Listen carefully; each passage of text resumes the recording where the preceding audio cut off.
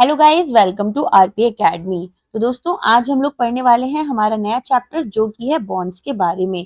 ठीक है, तो बेसिकली आज हमारे लिए काफी इंपॉर्टेंट चैप्टर है। यहाँ से आपको कुछ न्यूमेरिकल क्वेश्चन भी एग्जाम में हो सकता है कि देखने के लिए मिल जाए, स्पेशली अगर आप यहाँ पर सेबी या पीएफआरडी या इस तरह के एग्जाम्स की तैयारी कर रहे हो।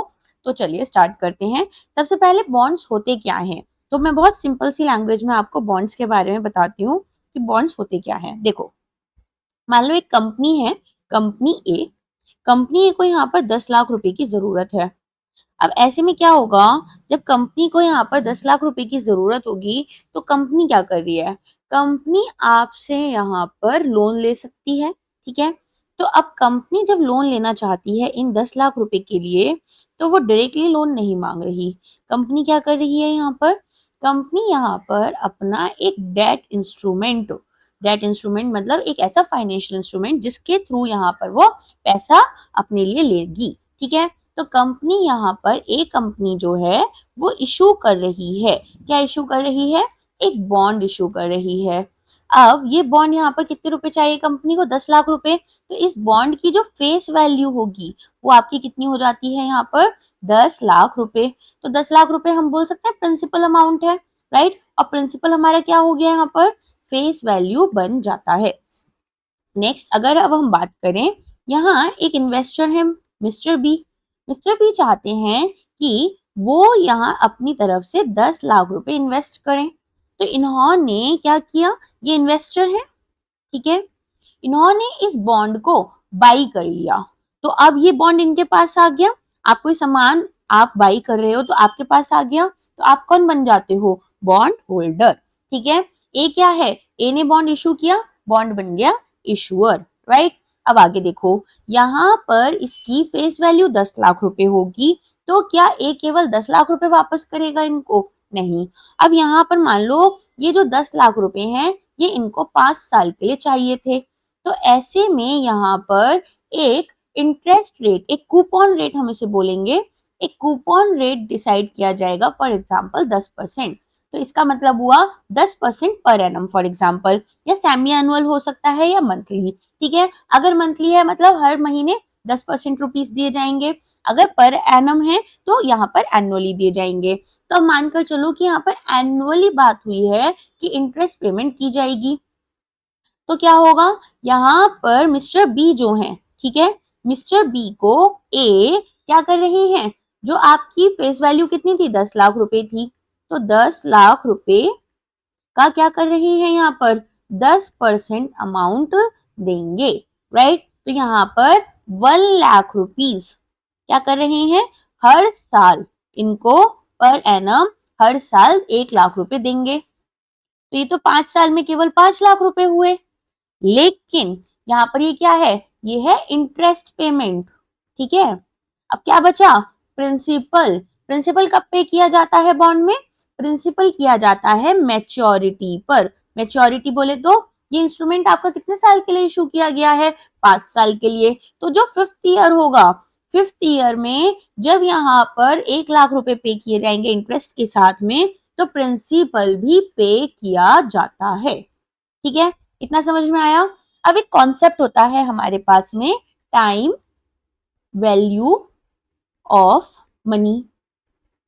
टाइम वैल्यू ऑफ मनी में क्या होता है, ये बोल रहे हैं कि आज की जो 1 रुपए की वर्थ है, ठीक है, वो यहाँ पर ज्यादा है कंपैरेटिवली कल से।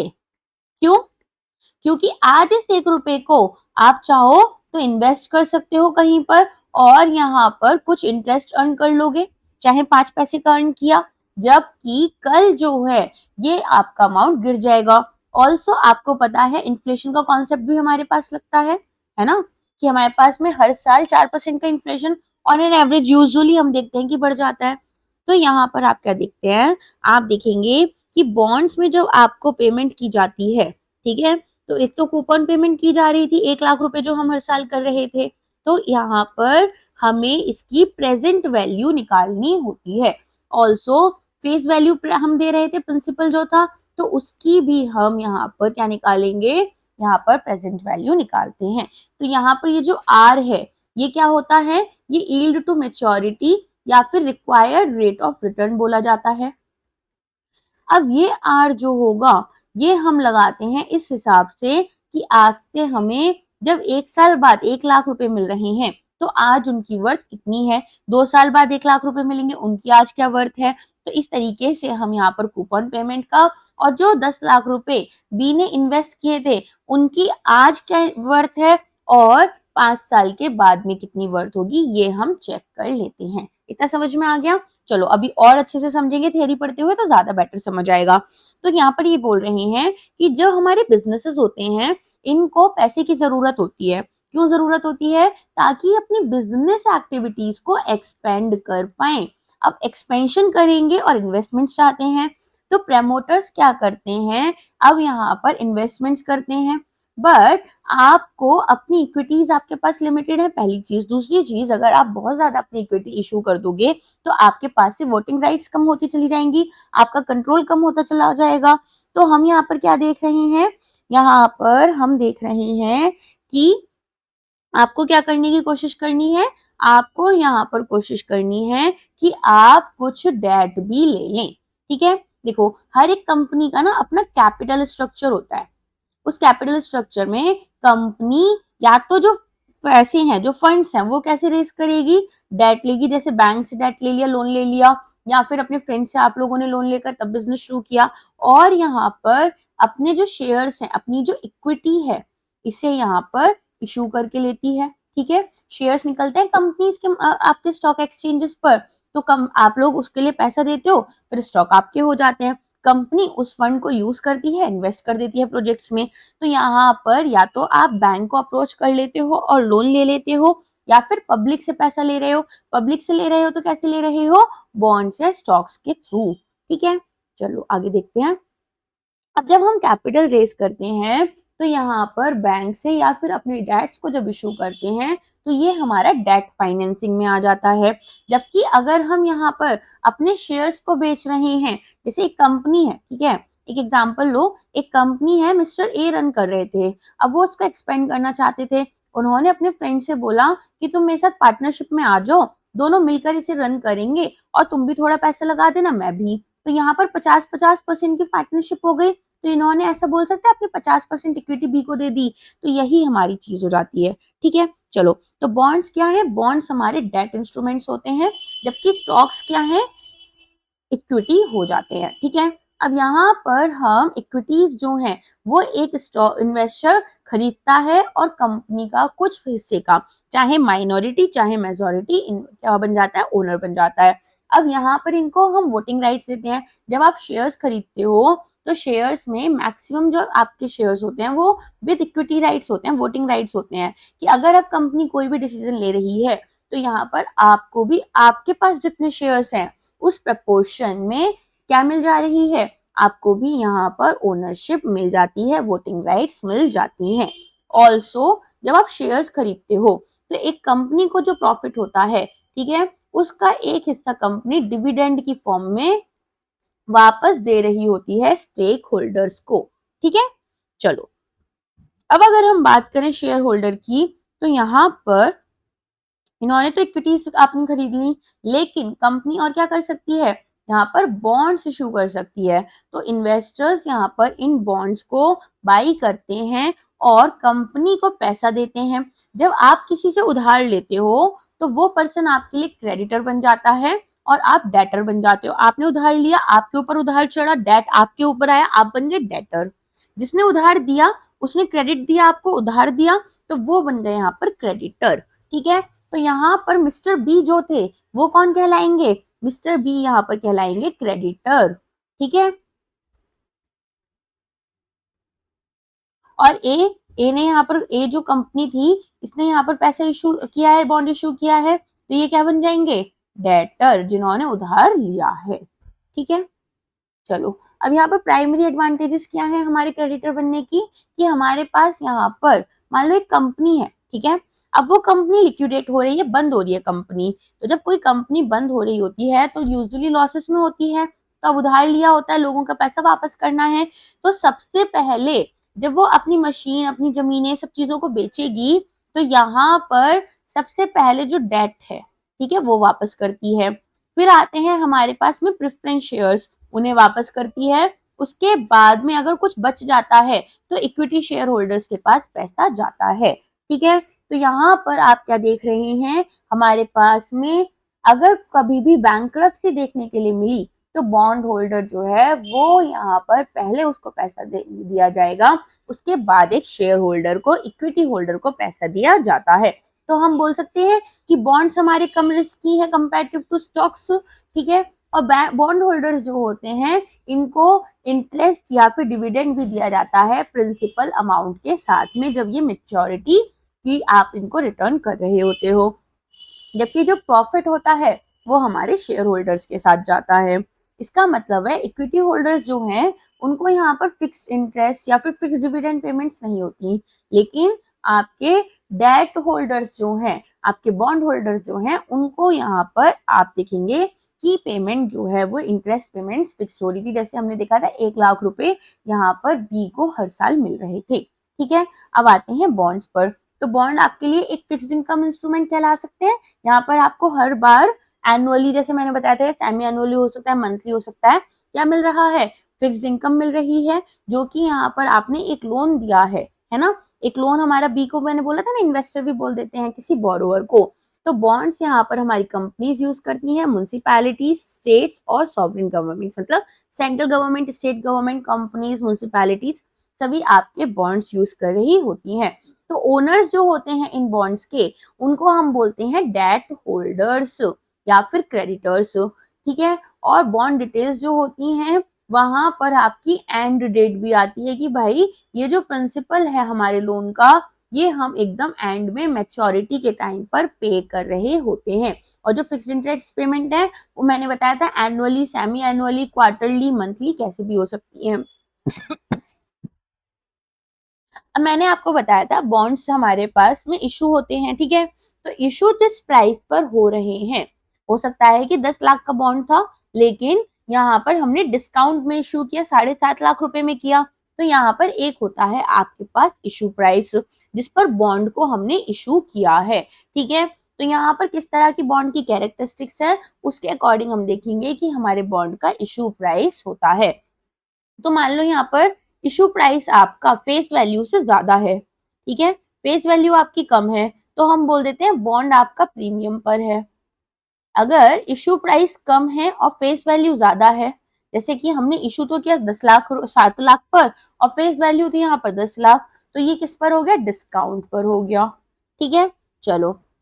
और अगर मान लो यहाँ पर इशू प्राइस जो है वो आपका फेस वैल्यू के बराबर है, तो क्या हो जाएगा, एट पार। ठीक, अब फेस वैल्यू और पार वैल्यू क्या है, वो मनी अमाउंट जो हमारा बॉन्ड जो है उसकी मैच्योरिटी के टाइम पर वर्थ रहती है। तो ये वो रेफरेंस अमाउंट भी है जो कि बॉन्ड इश्यूअर यूज करता है जब इंटरेस्ट पेमेंट्स को कैलकुलेट कर रहा है। जैसे हमने कूपन पेमेंट्स हमारी देखी थी। ठीक है, चलिए। अब यहाँ पर कूपन रेट क्या था, कूपन रेट वो फिक्स्ड इंटरेस्ट था जो कि हम यहाँ पर पे कर रहे थे हमारे बॉन्ड की फेस वैल्यू के ऊपर। जैसे मैंने बताया था कि 10% हमारा कूपन रेट था और फेस वैल्यू हमारी 10 लाख रुपए थी, राइट। यहाँ पर इसके बाद में मैच्योरिटी, मैच्योरिटी में क्या देखोगे कि कितने टाइम के लिए ये बॉन्ड है, तो कितने टाइम के अंदर आपको सारी की सारी इंटरेस्ट पेमेंट्स करनी है, और मैच्योरिटी इसकी कब हो रही है, कब आप यहाँ पर प्रिंसिपल अमाउंट वापस करोगे।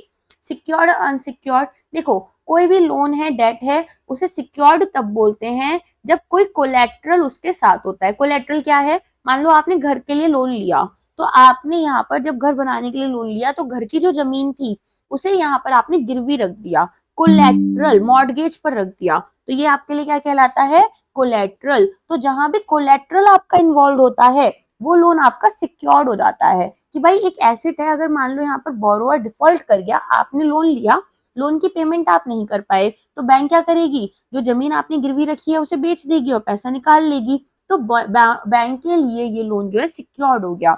अदरवाइज क्या हो जाता है, अनसिक्योर्ड। ठीक है, अनसिक्योर्ड बॉन्ड्स जो होते हैं उनको हम डिवेंचर्स बोलते हैं। तो इंटरेस्ट पेमेंट जो होती है डिवेंचर्स पर, वो और हमारे पास में जो प्रिंसिपल्स होते हैं वो यहाँ पर केवल और केवल एक तरीके से गारंटीड होते हैं by the credit of issuing company. ठीक है, चलिए आगे बढ़ते हैं एक सेकेंड।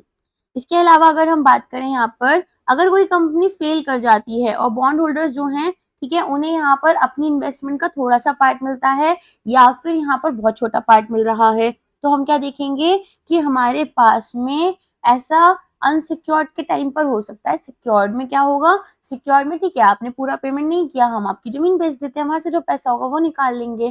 ठीक है, चलिए कॉलेबिलिटी, अब ये क्या होता है, देखो ये दो ऑप्शंस होते हैं हमारे पास। बॉन्ड होल्डर कौन था, अभी बॉन्ड किसने खरीदा था, बॉन्ड होल्डर खरीदा हमारा बी, और बॉन्ड यहाँ पर बेचा किसने था, इशुअर कौन था, ए था। तो अभी बॉन्ड इनके पास है, ठीक है, और इनके पास में है पैसा। अब ये चाहते हैं कि इनके पास जो बॉन्ड है इसे ये थोड़ा जल्दी बेच दें, 5 साल की मैच्योरिटी थी, ये चाहते हैं कि इनके पास एक ऑप्शन हो कि 3 साल के बाद में एक पर्टिकुलर डेट पर ये इसे बेच पाए। ठीक है, बी जो है इनके पास बॉन्ड है तो ये इसे बेच पाए ए को वापस। तो ऐसे में ये क्या करते हैं, ये एक पुट ऑप्शन ले लेते हैं। पुट ऑप्शन क्या कर रहा है, राइट टू सेल दे रहा है। ठीक है, लेकिन ऑब्लिगेशन नहीं होगी। और एक होता है कॉल ऑप्शन, अभी समझाऊंगी और भी ज्यादा चीजें, रुको 1 मिनट, है ना, पहले कॉल ऑप्शन और समझो। कॉल ऑप्शन में क्या होगा, यहाँ पर हमारे पास जो ए है ये क्या चाहता था कि मैं इतनी ज्यादा पेमेंट्स 5 साल तक ना करूं, मुझे भी एक ऑप्शन मिले कि मैं 3 साल के बाद में यहाँ पर अगर चाहता हूं तो इस पैसे को पूरा का पूरा जो यहाँ पर हमारा फिक्स्ड अमाउंट था, जो फेस वैल्यू थी, वो वापस करूं और इस बॉन्ड को अपने पास वापस खरीद लूं। तो यहाँ पर कॉल ऑप्शन क्या दे रहा है, राइट टू बाई दे रहा है, लेकिन अगेन ऑब्लिगेशन नहीं है। कब मिल रहा है ये राइट हमें, किसी भी एक पर्टिकुलर डेट पर जो हमने पहले से डिसाइड कर रखी है। ठीक है, तो यहाँ पर हमारे पास में दो ऑप्शंस हो जाते हैं। अब राइट और ऑब्लिगेशन का क्या डिफरेंस है, देखो जब मैं बोल रही हूँ कि आपको ऑब्लिगेशन है तो यहाँ पर इसका मतलब है आपको ये काम करना ही पड़ेगा। लेकिन अगर मैं बोल रही हूँ आपको हक है तो आप करना चाहते हो तो करो, नहीं करना चाहते हो मत करो, लेकिन आपको राइट है कि अगर आप करना चाहते हो तो कोई आपको रोक नहीं सकता। फॉर एग्जाम्पल, अगर आपने आरपी एकेडमी से अपने कोर्सेज परचेज किए तो यहाँ पर आरपी एकेडमी के ऊपर ऑब्लिगेशन है कि वो आपको सारा कंटेंट प्रोवाइड करे जितना उन्होंने प्रॉमिस किया है, लेकिन इस कंटेंट को देखना या ना देखना ये आपकी मर्जी है। तो आपको राइट है कि जितनी वैलिडिटी आपको बोली गई है उतने टाइम तक आप हमारा जो कंटेंट है उसे एक्सेस कर पाओ, लेकिन आपके ऊपर ऑब्लिगेशन नहीं है कि आपको इस कंटेंट को देखना ही देखना है। ठीक है, तो ये होते हैं हमारे पास पुट ऑप्शन और कॉल ऑप्शन। अब इसके लिए हमें कुछ एक्स्ट्रा पैसा पे करना पड़ता है, ठीक है, तभी ऑप्शंस हमें मिल रहे होते हैं। ये इंपॉर्टेंट होते हैं ना, याद रख लेना। चलिए इसके बाद में हम यहाँ पर क्या देख रहे थे, कॉलेबिलिटी वाला पार्ट हमने देखा। तो कुछ केसेस में क्या होता है, बॉन्ड्स को हम कॉल बैक कर लेते हैं, कॉल ऑप्शन। ठीक है, जिस हमारे इशुअर से इशुअर जो है वो कर सकते हैं एट सम प्रीमियम। यहाँ पर उन्होंने जैसे मान लो 10 लाख रुपए उनको मिलने थे, वो बोले आप मुझे 10 लाख रुपए ना देकर यहाँ पर 7.25 लाख दे दो, 7.5 लाख रुपए दे दो। तो इस तरह की चीजें यहाँ पर हो जाती हैं। ठीक है, चलिए नेक्स्ट पर आते हैं। अब हम यहाँ पर नेक्स्ट हमारे पास क्या है, नेक्स्ट है हमारे पास में बॉन्ड मार्केट। बॉन्ड मार्केट में क्या होता है, बॉन्ड मार्केट यहाँ पर जो है या फिर हमारे पास जो डेट या क्रेडिट मार्केट है उनके पास में आप यहाँ पर अपने जो बॉन्ड्स हैं उन्हें बेच पाते हो। बेसिकली यहाँ पर वो आपको क्रेडिटर्स मिल जाते हैं जो कि आपको पैसा देने के लिए तैयार हैं। ठीक है, इसमें आपके पास में बॉन्ड मार्केट में क्या क्या चीजें आ जाती हैं, गवर्नमेंट इशूड सिक्योरिटीज आ जाती हैं, कॉर्पोरेट डेट सिक्योरिटीज आ जाती हैं, और यहाँ पर आपको फैसिलिटेशन मिल जाती है कि जिन लोगों के पास पैसे हैं वो यहाँ पर आपके बॉन्ड्स में इन्वेस्टमेंट्स कर पाए। ठीक है, चलिए पार्टिसिपेंट्स में हमारे पास में यहाँ पर पार्टिसिपेंट्स नए डेट भी लेकर आ सकते हैं प्राइमरी मार्केट में। जब आप कोई भी शेयर को या फिर कोई भी बॉन्ड, ठीक है, उसको पहली बार इशू करते हो तो ये होता है आपका प्राइमरी मार्केट में। और जब आप इसको एक बार इशू हो गया फिर उसको आप दोबारा से ट्रेड करने जा रहे हो तो वो आपका कहलाता है सेकेंडरी मार्केट। अब ऐसा नहीं है कि कोई अलग से मार्केट आता है, मान लो यहाँ पर कोई नया शेयर आया, ठीक है, मार्केट में कोई कंपनी है जिसने पहली बार अपने शेयर्स इशू करे। जब वो पहली बार अपने शेयर्स इशू कर रहे हैं तो हम बोल देते हैं कि प्राइमरी मार्केट में इशू हो रहे हैं। अब वो बाद में लोग उनको खरीदते बेचते रहते हैं तो वो हो जाता है सेकेंडरी मार्केट।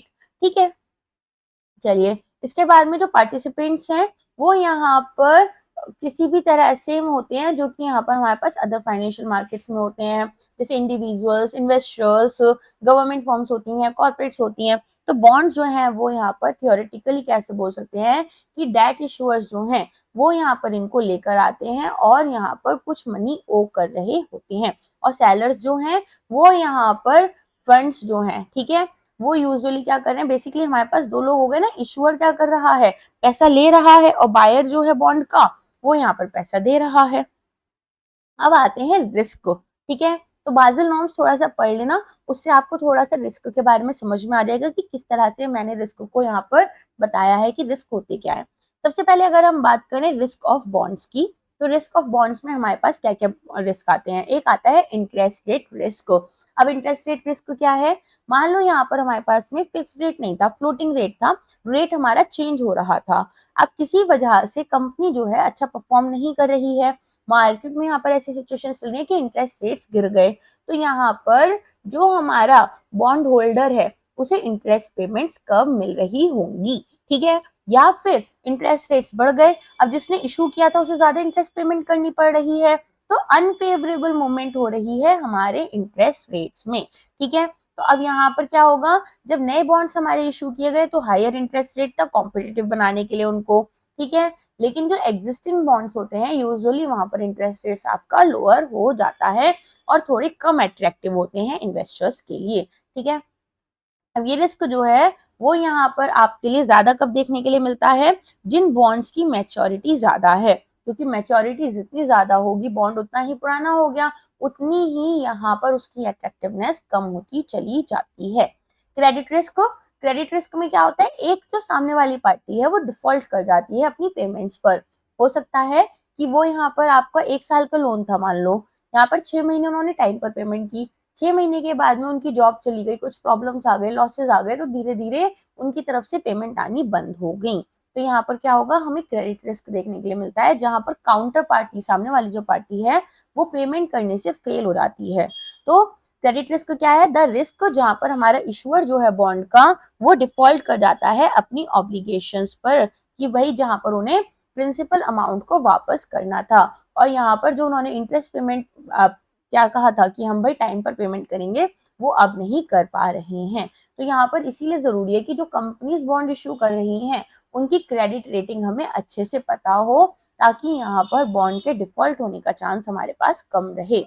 फिर आता है री इन्वेस्टमेंट रिस्क। अब यहाँ पर जो पैसा बी ने लगाया था, ठीक है, वो 5 साल के बाद अगर बी को मिल रहा है वापस, तो हो सकता है उस टाइम तक इंटरेस्ट रेट्स एकदम गिर गए हो, तो यहाँ पर बी के लिए री इन्वेस्टमेंट रिस्क आ जाएगा कि वो दोबारा इस पैसे को कहाँ पर लगाए।